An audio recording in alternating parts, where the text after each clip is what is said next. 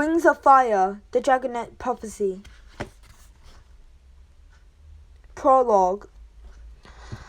A dragon was trying to hide it in the storm. Lightning flickered across the dark clouds. Hoover to clutch his fragile cargo closer. If he could make it over the mountains, he'd be safe. He'd escaped the Sky Dragon's palace unseen, and the secret cave was so close. But his theft had not been as stealthy as he thought, and eyes as black as obsidian were already tracking him from below.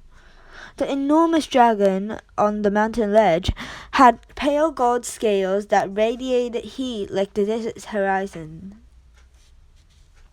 Her black eyes narrowed, watching the gleam of silver wings far up in the clouds. She flicked her tail, and behind her, 2 more dragons rose into the sky and dove into the heart of the storm. A piercing shriek echoed off the mountains as their talons seized the moon-pale ice dragon. "Bind his mouth," the waiting dragon ordered as her soldiers dropped Hovitor on a sleek, wet ledge in front of her. He was already inhaling, ready to attack. "Quickly!" One of the soldiers grabbed a chain from a pile of smoldering coal. He threw it around the ice dragon's snout, clamping his jaws together with a sizzling smell of burning scales. Hoovichar let out a muffled scream. Too late. The sand dragon's forked tongue slithered in and out of her mouth. "You won't be using your freezing death breath on us, ice dragon." "He was carrying this, Queen Byrne," said one of the soldiers, handing her the dragon egg. Byrne squinted at the egg through the downpour. "This is not an Icewing egg," she hissed. "You stole it from the Skywing Palace." The Icewing stared back at her. Hissing steam circled his snout where the hot chain met the cold silver scales. "You thought you got away unnoticed, didn't you?" Byrne said. "My Skywing ally is not a fool. Queen Scarlet knows everything that happens in her kingdom." Her lookouts reported that an Icewing thief sneaking away, and I decided finding you might add some little violence to my foreign visit. But Byrne held out the large egg up into the light of the fire and turned slowly. The red and gold shimmered below the pale, smooth surface. "Yes, this is a Skywing egg about to hatch," Byrne mused. "Why would my sister send you to steal a Skywing dragonet? Blaze hates any dragons younger and prettier than she is." She thought for a moment as rain drummed on the ledge around her. "Unless the brightest night is tomorrow." Her tail flicked up like a scorpion, poisonous barb inches from Hervitor's eyes. "You're not in Blaze's army, are you? You're one of those underground peacemongers." "The talons of peace," said one of the soldiers.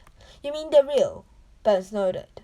"A few worms crying over a little blood. Unwrap his chains. He won't be able to freeze us until his scales cool down." The enormous sand dragon leaned closer as her soldiers pulled the chain away. "Tell me, Ice Dragon, do you really believe in that pompous old Nightwing's prophecy?" "Haven't enough dragons died in your war?" snarled Hibitra, wincing at the pain in his jaws. "All of Pyria had been suffering for the last 12 years. The prophecy says..." "I don't care." "No prophecy decides what happened to me," Byrne interrupted. "I'm not letting a bunch of words or baby dragons choose when I die or what I bow to. We can have peace when my sisters are dead and I'm queen of the Sandwings." Her venomous tail dripped closer to the silver dragon. Rain pattered on Hoovich's scales. He glanced up at her. "The dragonets are coming, whether you like it or not. And they'll choose who the next Sandwing queen will be." "Really?" Byrne stepped back and turned the egg slowly between her talons. Her forked tongue slipped in and out of her smile. So, Icing, is this egg a part of your pathetic prophecy? Hurvicho went still. Bern tapped lightly on the eggshell with one long talon. "Hello," she called. "Is there a dragonet of destiny in there, ready to come out and end this big bad war?" "Leave it alone," Hurvicho choked out. "Tell me," Bern said, "what becomes of your precious prophecy when one of the 5 dragonets never hatched at all?" "You wouldn't," he said. "No one would harm a dragon egg." His blue eyes were fixed desperately on her talons. "No wings of sky to help you save the world," Bern said.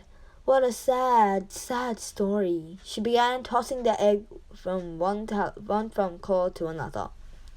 "I guess that means we should be very, very careful of this terribly important little whoops."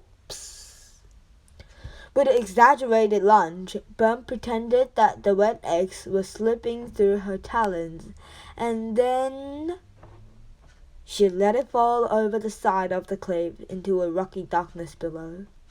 "No!" Hurvicho shrieked. He threw off the two soldiers and flung himself towards the ledge. Bern slammed her massive claw on top of his neck. So much for destiny," she smoked. "So much for your tragic little movements." "You're a monster," the Icewing gasped, writhing under her talons. His voice cracked with despair. "We'll never give up. The dragonets will come and stop this war." Bern leaned down to hiss in his ear. "Even if they do, it'll be far too late for you." Her claws ripped through the silver dragon's wings and shattered them as Hurvicho shrieked in agony.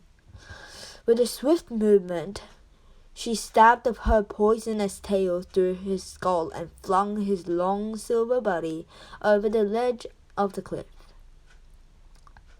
The ice dragon's screams cut off long before the echoes of his collapsed corpus slamming into the rocks below. The Sandwing turned her black eyes to her soldiers. "Perfect," she said. "Now that should be the last to hear about that stupid prophecy." She held out her talons so the ray could wash off all the dragon blood. "Let's go find something else to kill." The 3 dragons spread their wings and lifted off into the dark clouds. Sometime later, far below, a large dragon collar of rust crawled over the rocks to the broken body of the Icewing. She nudged his tail aside and lifted a charred eggshell from underneath it. She slipped it back into a levity of capes under the cliffs. The stone walls brushed against her wings. She breathed out a plume of flame to light her way along the dark passage deep into the mountains. "I stand with the Paladins of Peace," hissed the voice in the shadows. "Kestrel, is that you?" "We await the wings of fire," answered the red dragon. A blue-green sea wing emerged from a side cave, and she tossed the eggshell at his feet. Not that it'll do much good now," she snarled. "Hurvicho is dead." The skywing started at the sea-wing started at the eggshell, but the skywing egg, "Broken," she said. "Gone, it's over, Webs." "It can't be," he said. "Tomorrow is the brightest night. The 3 moons will be full for the first time in a century. The dragonets of the prophecy have to hatch tomorrow." "Well, one of them is already dead," Kestrel said, rage flickering across her eyes. "I knew I should have stolen the skywing egg myself. I know the Sky Kingdom. They wouldn't have caught me a second time." Webb grimaced. scratching one of his claws over the gills along his neck. Asha is dead too. Asha? A spurt of flame shot from Kestrel's nose. How? Caught in a battle between Blaze and Bless's force on the way here. She still made it with the red mudwing egg, but she died of her wounds soon after. So it's just you, me, and Dune raising these little worms, Kestrel growled. For a prophecy that can never be fulfilled, let's break these cursed eggs and be done with it. We will be long gone before the talons of peace return with the dragonettes. No, Webb hissed. Keeping these dragonettes alive for the next 8 years is more important than anything. If you don't want to be part of that... All right, enough, Kestrel snapped. I'm the strongest dragon in the Talons of Peace. You need me. It doesn't matter how I feel about these nasty little dragons. She eyed the eggshells on the floor, rubbing her scarred palms together. Although I thought at least one of them would be a Skywing.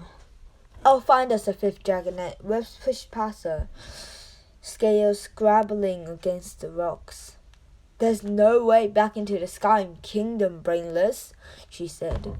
There will be guards guarding the head tree closely now. Then I'll get the egg somewhere else, he said, grimly. The rainwings don't even count their eggs. I could take one from the rainforest without anyone noticing.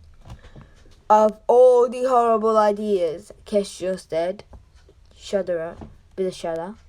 Rainwings are wretched creatures, nothing like the Skywings. We have to do something, Webb said. He hissed as his tail sent the eggshells skittering across the floor. In 8 years, the Talons of Peace will come looking for the 5 dragonettes. The prophecy says 5, and we're going to make it come true, whatever it takes.